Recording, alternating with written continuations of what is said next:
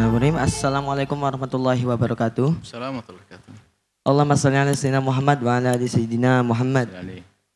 Mohon maaf Buya izin bertanya dan mohon maaf bila saya sering bertanya.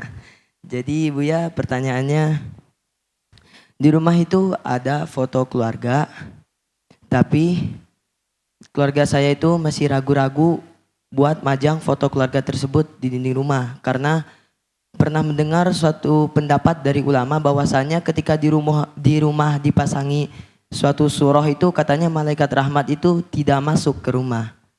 Tapi saya juga pernah mendengar bahwasanya memasang foto keluarga itu boleh-boleh saja Buya. Jadi saya butuh pencerahannya Buya. Syukron, itu saja pertanyaannya.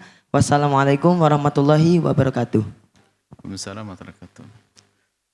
Betul bahwa memajang foto menjadikan malaikat rahmat, memajang gambar bukan foto. Bahasanya surah bukan foto. Memajang gambar menjadikan malaikat rahmat tidak masuk, tapi gambar yang diharamkan. Nah, nanti masuk pembahasan gambar. Surah itu ada 5 model. Yang pertama adalah gambar yang halal mutlak, disepakati kehalalannya. Gambar biarpun berpatung bentuk. Gambar yang berbentuk mutlak kehalalannya yaitu gambar yang bukan dari binatang atau sesuatu yang bernyawa. Patung pohon korma, patung pohon pisang, patung pohon ini itu mutlak halal. Dan tidak menjadikan malaikat pergi dari tempat kita.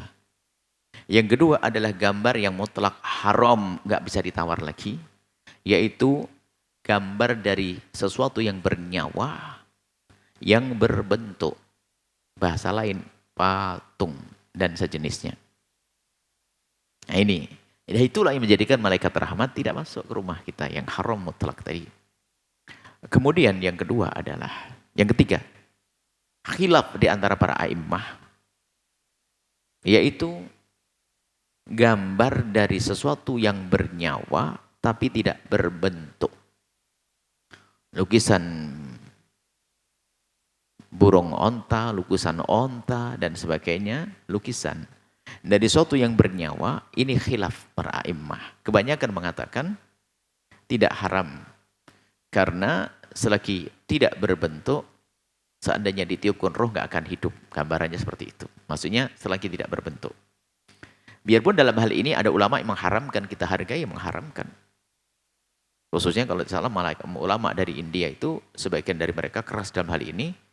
Tentunya ada sebab kenapa mereka keras. Karena agama di sana kan agama dari Hindu dan Buddha yang mereka punya sesembahan yang berbeda. Dan kita tidak boleh mencaci dan mengolok. Akan tapi ada, dulu kita pernah punya kenalan dan sahabat seorang dosen, seorang guru. Dan mereka punya agama Hindu. Kan tidak mungkin bawa patung kemana-mana. Akan tapi mereka punya gambar patung. Jadi foto patung. Sehingga ibadahnya adalah menyembah gambar patung tersebut. Ini ceritanya. Kayak gambar. Nah, maka tidak heran jika masyarakat India segala urusan dengan gambar agak sedikit keras. Dan itu ya kita perlu sanjung, itu ulama juga. Tidak perlu kita menyalah-nyalahkan karena mereka punya latar belakang seperti itu. Nah, tapi kebanyakan ulama mengatakan selagi gambar itu tidak berbentuk, biarpun itu bernyawa, kebanyakan ulama mengatakan itu boleh dengan catatan tentunya bukan gambarnya sesuatu yang diagungkan sebagai Tuhan oleh agama lain atau bukan membuka aurat. Nanti lukisan yang membuka aurat nggak boleh juga. Ini ada rambu-rambunya. Dengan catatan, tapi kalau gambar-gambar burung, gambar ini, maka selagi itu lukisan. Yang keempat adalah fotografer. Itu pun adalah boleh. Yang dimaksudkan fotografer itu. Maka ini adalah boleh tentunya adalah di saat bukan ada aurat yang bangkitkan syahwat dan seterusnya. Maka fotografer adalah kebanyakan mengatakan itu boleh. Nggak ada masalah, tentunya adalah bukan membuka aurat, bukan yang menjadikan orang bangkit syahwat. Nah, kemudian setelah itu ada yang kelima adalah boleh gambar yang berbentuk. Gambar berbentuk, gambar bernyawa tapi berbentuk, tapi untuk mainan anak kecil. Maka disinilah peluang memperkenankan boneka buat anak kecil. Kalau sudah gede haram boneka. Maka seorang suami ngasih hadiah istrinya boneka nggak boleh. Tapi kalau ngasih anak kecilnya boleh. Karena apa? Untuk tarbiyat, untuk mendidik anak kecil khususnya perempuan. Masa anak laki-lakinya suruh pakai boneka enggak, gendong boneka enggak kan?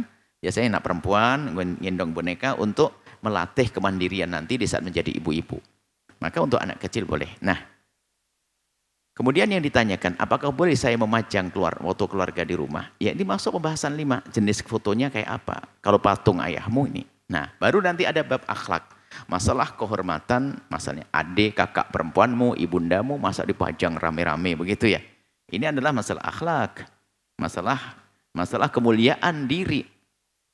Sehingga Anda jangan gampang memajang fotonya orang. Biarpun, wah ini kan boleh fikihnya, memajang fotonya. Dia akan marah, kenapa? Dia punya cemburu. Tidak ingin istrinya dipamerkan. Tidak ingin anak putrinya dipamerkan. Ada sebagian orang yang punya kebiasaan mulia, tidak memajang anak perempuannya fotonya, tidak memajang istrinya. Ini adalah hak kecuali di ruang dalam, yang biasanya untuk keluarga saja. Bukan dipajang di luar rumah. Nah, tinggal golongan kita ini golongan yang mana? Kalau golongan di keluarga kita adalah keluarga yang biasa-biasa ya, itu juga biasa. Akan tapi ada sebagian orang yang tidak mau dengan itu. Jangan dong, masa anak perempuanku aku pajang, dilihat oleh banyak orang nanti. Wah, ini sah. Itu masalah kemuliaan keluarga. Maka alangkah baiknya foto keluarga tentunya jika itu ada anak perempuannya, istrinya, bukan dipajang yang bakal dilihat oleh semua orang. Mungkin di kamarnya untuk keindahan. Ada foto kenangan, pengantin, waktu umroh dan sebagainya, jangan dipajang di luar. Maka Anda sebagai wanita muslimah coba, foto Anda dipandang gede-gede di alun-alun sana, malu dong. Nah, kok bisa? Nah, dan memang begitulah wanita memang semakin wanita akan diberi oleh Allah rasa malu. Makanya kita jangan suka mengobral perempuan.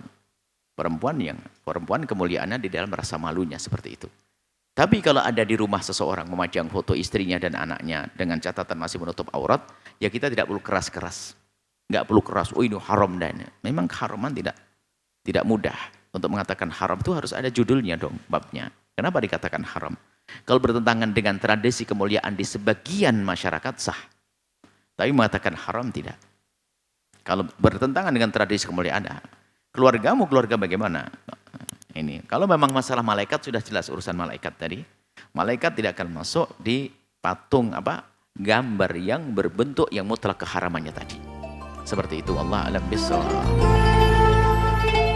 Sahabat Al-Bahjah TV, setelah menyaksikan video ini, jangan lupa bersolawat kepada baginda Nabi Muhammad. Shollu ala Nabi Muhammad. Allahumma sholli alaihi wa ala alihi wa sahbihi.